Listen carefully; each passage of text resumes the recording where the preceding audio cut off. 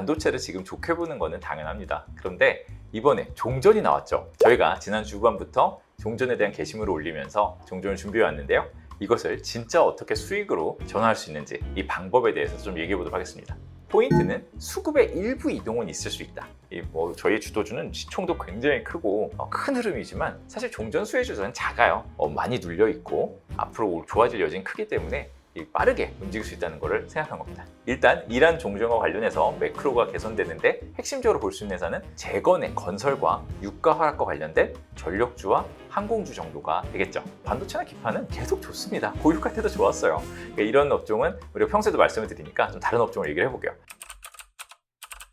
골드만삭스 같이 유명한 기관들 다 포함해서 대체로 종전이 되더라도 호르무즈의 배가 지나가더라도 고유가는 상당 기간 유지된다 이렇게 얘기하고 있어요. 저는 그렇게 생각하지 않습니다. 이런 이론들은 금융시장의 논리와 현실을 고려하지 않고 너무 이론적으로 계산만 했다고 생각해요. 실제로 원유가 호르무즈에 갇혀 있고 아직 못 나왔다고 하더라도 종전만 정확하게 된다면 호르무즈 밖에 있는 원유를 가진 사람들이 이것을 기다릴까요? 나중에 유가가 떨어질 걸 생각한다면 지금 당장 팔 거예요. 세상은 생각보다 미래의 일을 땡겨서 반영하게 될 거고 유가는 생각보다 빠르게 내려올 수 있다고 봅니다. 제가 굉장히 의미 있게 생각하는 쪽은 한국전력 같은 전력 기업이에요. 에너지 비용 문제를 빼면 전반적인 개선세에 있었다고 생각합니다.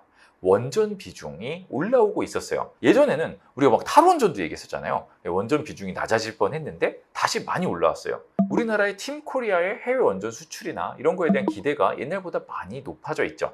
다만 원전 수주는 당장 나오진 않아요. 뭐 하나 진행하는데 굉장히 오래 걸립니다. 그래서 시간이 긴 문제지만 이 과정에서 한국전력이 본업의 이익만 충분히 잘 내고 있다면 우리가 기다릴 수 있어요. 중간에 유가가 역시 50%에서 100%로 가면서 기름을 태워서 발전하는 건 거의 없습니다. 하지만 유가와 연동된 LNG 가격이 들어간 가스 발전은 굉장히 비중이 커요. 유가가 올라오면서 지금 당장은 아니지만 분기가 지나가면서 원가가 크게 올라갈 거다. 이 우려가 들어가면서 한전이 드디어 리레이팅이 되고 있다가 다시 주가가 거의 절반 정도 하락했어요. 유가가 내려온다면 예전에 우리가 봤었던 한전의 좋아지는 부분들, 원전 비중이 올라가고 예전엔 배당도 못하는 회사에서 배당을 하게 되고 현금 흐름이 좋아지면서 빚을 갚을 수도 있고 이런 여러 가지 포인트들을 다시 상상해 볼 수 있는 계기가 될 것 같아요. 이제 밸류업의 시대고 가치 정상화의 시대입니다. 우리나라 주식시장이 완전히 달라졌어요.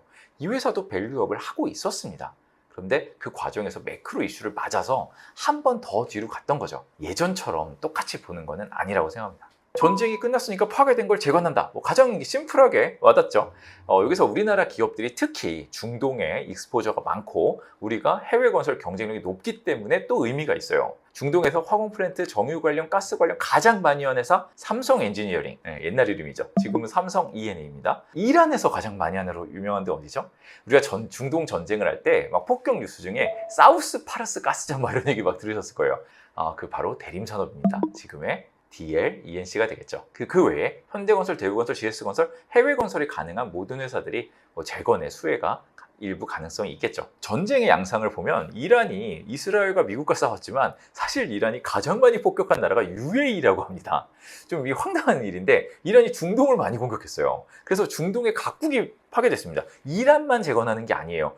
카타르도 고칠 게 많고 UAE도 고칠 게 많고 사우디에도 신규 증설도 해야 되고 고칠 것도 많아요. 우리가 에어컨이 하나 고장나도 삼성 에어컨이 고장났는데 LG를 부르지 않잖아요. 원시공자가 유리합니다. 가장 많이 깔아놨던 삼성 E&A. 이란의 건설을 90년대 이후 세계에서 제일 많이 했다고 하는 대림. 이란이 미국에 3천억 달러를 얘기했다고 합니다. 예전에는 배상금을 내라고 그랬어요. 협상이 안 되죠. 미국이 무슨 배정국인가요? 우리가 파괴했으니까 배상금 내세요. 벌금 같잖아요. 그게 아니라 우리가 재건을 해야 되고 앞으로 나아가야 되니 3천억 달러를 재건 비용으로 합시다. 이것은 말이 되잖아요. 3천억 달러면 450조 원입니다. 건설주 해외 수주가 그렇게 큰 금액이 아니잖아요. 이건 굉장히 큰 기회라고 볼 수 있고요. DLENC처럼 이란 수주 가능성이 있는 기업도 볼 수 있게 되겠죠. 재원이 마련이 되니까요. 그리고 또 하나가 대우건설인데요. 저희가 인스타 등을 통해서 6, 7천 원대부터 보통 그때 당시에 보지 않았던 대우건설을 얘기 많이 들었었고요. 고점에서 4만 원을 갔어요. 올해 봄까지 우리나라 최고의 주식이 대우건설이었습니다. 대우건설은 가장 저평가가 돼 있었고 거기다가 실적도 100%를 상회했어요. 현대건설만 원전주인 줄 알았는데 체코에 이번에 주식공제가 됩니다. 원전주로 변신. 거기에 재건이 붙고 LNG 플랜트 알고 보니까 우리나라 유일한 원청사급 엄청난 퍼포먼스를 기록을 했죠. 여러 가지 기대를 했는데 중동 수주가 나올 수가 없는 환경. 대자면 전쟁 중에 수주가 나오진 않잖아요. 종전이 되네 휴전이 되네 하면서 몇 달이 미뤄지면서 건설주가 다 같이 하락했는데 가장 많이 올랐던 대우건설이 제일 많이 빠졌죠. 재건 수혜에서도 대우건설이 앞장서고 있습니다. 뭐 전체적인 재건의 1등이냐 그건 모르겠어요. 하지만 뭐 원전 모멘텀이나 다른 부분 뭐 재건축 수주라든가 다른 부분도 있기 때문에 의미 있는 기업의 하나로 같이 볼 수 있을 것 같습니다. 근데 유가가 시장에서 얘기하는 것처럼 80, 90 왔다 갔다 하는 정도의 재미없는 수준이 아니라 의미 있게 내려올 수 있다면 어디가 좋을까? 딱 생각 드시는 회사 항공 아닐까요? 항공 일단 그렇죠. 비행기에서 기름을 비용 많이 쓰는 거는 뭐 쉽게 생각할 수 있잖아요. 대한항공 뭐 이런 회사들 생각할 수 있어요. 미국에도 지금 최근에 뭐 유나이티드 에어라인이라든가 항공주들 크루즈들이 많이 올라가고 있어요. 지금은 프리미엄 클래스로 돈을 벌어요. 비즈니스 클래스를 내 돈 내고 사는 시대가 됐어요. 그래서 대형 항공사는 이란 전쟁 전에 원래 스토리가 좋았어요. 그랬는데 유가가 너무 많이 빠르게 오르니까 뭐 50불에서 100불로 갔잖아요. 그러니까 아무리 매출이 좋아도 비용담 문제 때문에 주가가 못 갔습니다. 이게 유가가 내려올 기미를 보이니까 델타 같은 경우에 벌써 신고가예요. 이미 뚫어졌습니다. 대한항공도 최근 고점 수준에 올라왔어요. 이렇다면 만약에 진짜로 유가가 여기서 다시 예전에 50불, 60불로 간다면 뭐 좀 더 큰 기대를 해볼 수 있겠죠. 이번 종전도 충분히 기회 요인이 될 수 있다.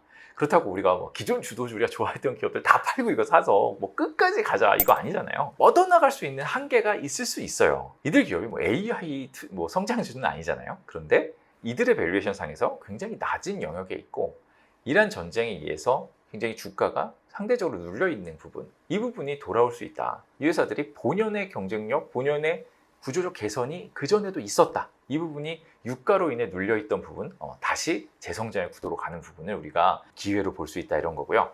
이들의 밸류에이션이 정상화돼서 다시 고점 영역에 가면 한 번 더 생각을 해봐야 되겠죠. 하지만 그것도 충분히 많이 남아 있습니다. 우리가 이란 전쟁 이전에 이들이 리레이팅 돼서 더 멀리 갈 것이라고 봤던 부분, 거기까지 우리가 뭐 다시 생각을 해볼 수 있을 것 같아요. 이런 기업들은 종전과 매크로 개선이 포인트인 만큼 매크로나 외부 요인의 영향이 클 수 있습니다. 다시 전쟁이 시작될 수도 있고요. 중간 과정에서 어려움이 있을 수도 있고 유가가 생각보다 안 내려올 수도 있죠. 이런 부분은 저희가 문제가 있을 때 다시 한번 꼭 말씀을 드릴 테니까요. 꼭 구독해 주시고요. 같이 지켜봐 주시면 좋겠습니다.